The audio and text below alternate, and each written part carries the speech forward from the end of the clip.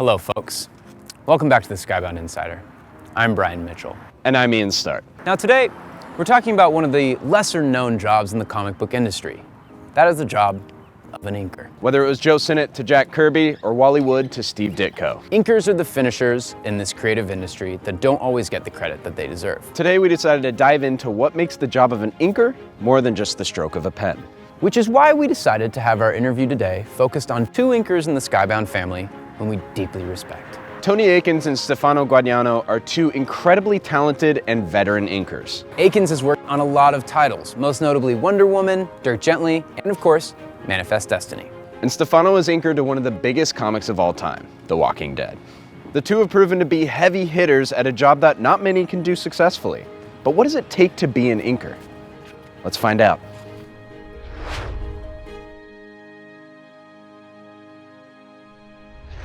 My name is Stefano Gaudiano, and I'm the inker on The Walking Dead and a few other projects. My name's Tony Akins. I work for Skybound on Manifest Destiny. An inker is the artist who follows the penciler who's the person who draws in pencil, and the inker comes after the penciler and draws in ink, basically obliterating, hopefully in a good way, what the penciler has put down, and bringing a different level of vitality to what the penciler has drawn.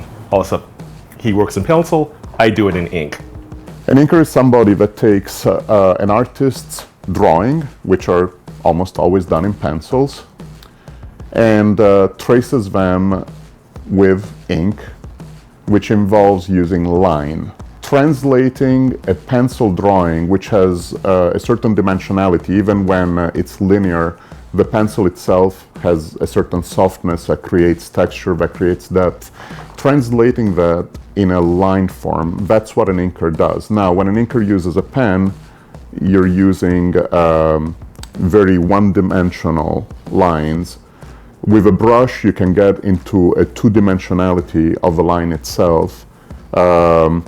But still, you have to translate every single image into lines, which is essentially what people used to do when they took paintings and they did an engraved version of it for printing purposes. As a professional, I've been doing this for a long time, and this is actually the first job where I've actually inked another artist rather than myself, so this is new territory for me. But what I find is, myself, as a penciler, I tend to be tighter. There's an inker named Jimmy Palmiotti, who you probably know, and Jimmy likes my stuff because it's all there. My pencils are very tight, meaning I put everything there, whereas in a general sense, a penciler will be tight on figures, in details about clothing and expression, because that's very important, but then sometimes with background, they're just suggestive.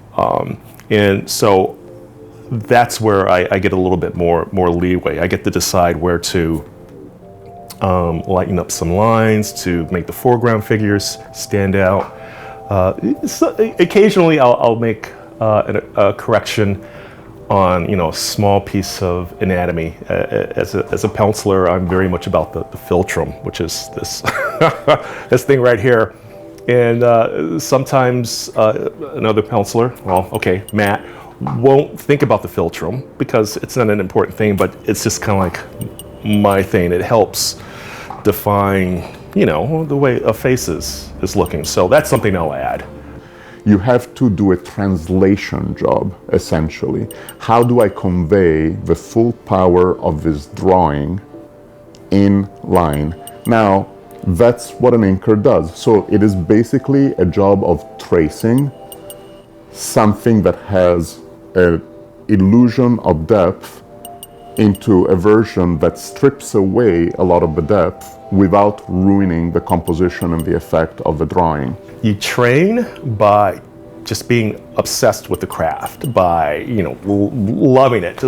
I used to go into bookstores when bookstores existed and look at illustrated annuals. So the large, they used to have large bound books that collected all of the top or award-winning illustration that either showed up in magazines or ads, or editorial art. And I just used to stand there and just like look at this stuff and just, you know, I had favorite artists that showed up all the time.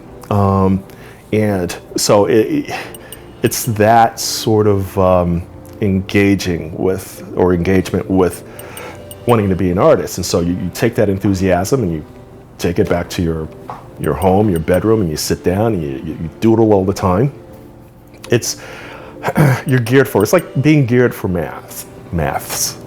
It's like being geared for math. When I was 7 years old and I was starting to read American comic books, I took a piece of tracing paper because my brothers are older, so they were doing their own drawings.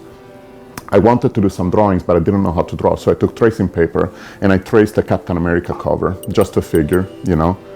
And I showed it to my oldest brother and I said, look, you know. And at first he stepped back, he's like, holy crap, you know, this is amazing. And then he notices that it's like this flimsy, transparent paper. He says, you traced it.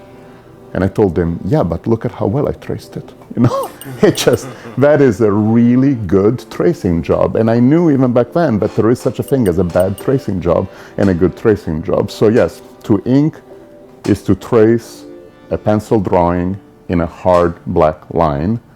And there's a lot more that goes into that than most people would think. Folks, if you want to learn more about being an inker, go to skybound.com today and watch the rest of the interview. Go read Manifest Destiny and go read The Walking Dead as well. Subscribe to Skybound, like and comment on the video below, and we'll see you all next week.